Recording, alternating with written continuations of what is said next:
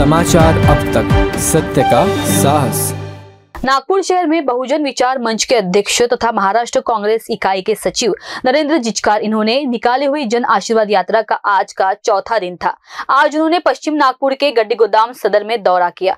वहां पर स्थानिक लोगों से चर्चा कर समस्याएं सुनी तथा यह समस्या सुलझाने का आश्वासन दिया। इस समय उन्होंने हर घर जाकर लोगों से चर्चाएं की। इस यात्रा के कुछ क्षण आप देख सकते हैं समाचार अब तक पर।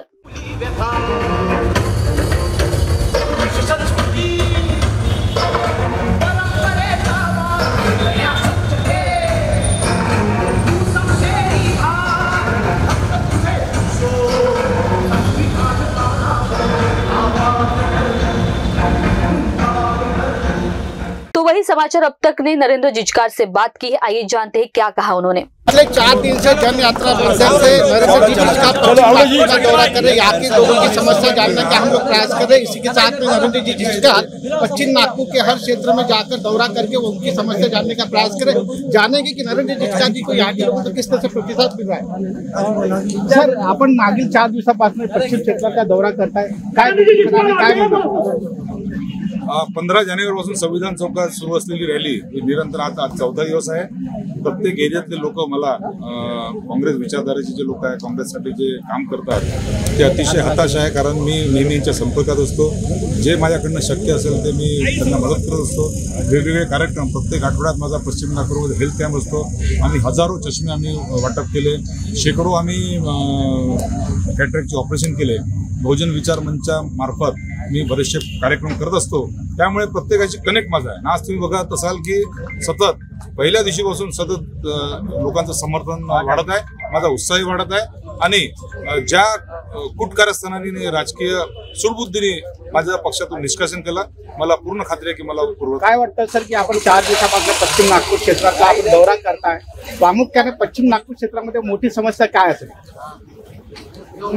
समस्या लहान मोठ्या भरपूर आहे, कारण 2 वर्षापासून इथं नागपूर म्युनिसिपल कॉर्पोरेशनचे निवडणुका झाल्या नसल्यामुळे इथे लोकांचा प्रतिनिधी म्हणून करू नये। आज इथं बघाल तुम्ही गटर लाईनची फार अवस्था खराब झालेली आहे, नाल्याच्या सफाईचा फार मोठा एक मोठा प्रॉब्लेम आहे, रस्त्याचे प्रॉब्लेम आहे, पिण्याच्या पाण्याचे प्रॉब्लेम आहे। असे बरेचसे लहान मोठे प्रॉब्लेम ह्या एरियामध्ये आहे, जे लोकांच्या सांगण्यावरून मला कळत आहे आणि मी एक समाजाचा प्रतिनिधी म्हणून माझ्याकडनं जे शक्य होत असेल, ज्या समस्याचं निराकरण होऊ शकेल तेवढं मी करायचा निश्चय केलेला आहे। मागील 4 दिवसापासून आपल्याला जनतेचा कसा प्रतिसाद मिळतोय? मला असं वाटतं 15 जानेवारीला माझ्यासोबत जितके लोक त्याच्यापेक्षा आज डबल लोक आहे आणि प्रत्येक दिवस लोकांचं समर्थन वाढत आहे। याचं कारण असं आहे की सगळ्या लोकांना हे लक्षात आलं की जाणून-बुजून याचा कटकारस्थान करून पक्षाच्या बाहेर केला, याच्यावर अन्याय झाला आहे। आणि मी पण जसं राहुल गांधी भारत जोडो न्याय यात्रा पूर्ण देशभर 6,500 किलोमीटर चालणार आहे, तसं मी पूर्ण पश्चिम नागपुरात घराघरात तुम्ही बघत घराघरात मी चाललो आहे आणि माझ्यावर कसा अन्याय झाला आणि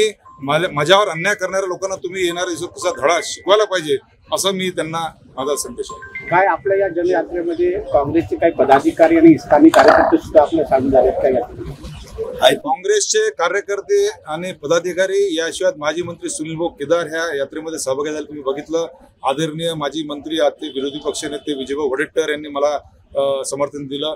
सगळ्यात ज्येष्ठ अशा स्वातंत्र्य सेनानी लीलाताई चितळे ज्या 94 वर्षाच्या त्या स्वतःहून मला इथं संविधान चौकात समर्थन करण्यासाठी आल्या, माझ्या रॅलीमध्ये सहभागी झाला। माजी खासदार गेहबाबू आवारी कॅन्सरने पीडित असून पहिल्यांदा माझ्यासाठी 6 महिन्यानंतर 7 महिन्यानंतर पहिल्यांदा घराच्या बाहेर निघाले मला समर्थन देण्यासाठी। माजी आमदार अशोक धवड हे देखील आले आणि तुम्ही सगळे इथं काँग्रेस कमिटीचे शहर काँग्रेस कमिटीचे पदाधिकारी माझ्यासोबत आज इथं माझ्यासोबत फिरत आहे। रोज मला त्यांचं समर्थन मोठ्या प्रमाणात मिळत आहे आणि खऱ्या अर्थाने एक लक्षात आलं की काँग्रेस पक्षातून जरी मला काढलं असेल पण काँग्रेसची विचारधारा माझी कोणी हिरवू शकत नाही आणि काँग्रेसी म्हणून मला जे स्थान आहे माझ्या लोकांच्या कार्यकर्त्यांमध्ये आणि लोकांमध्ये ते आजही माझं शाबूत आहे।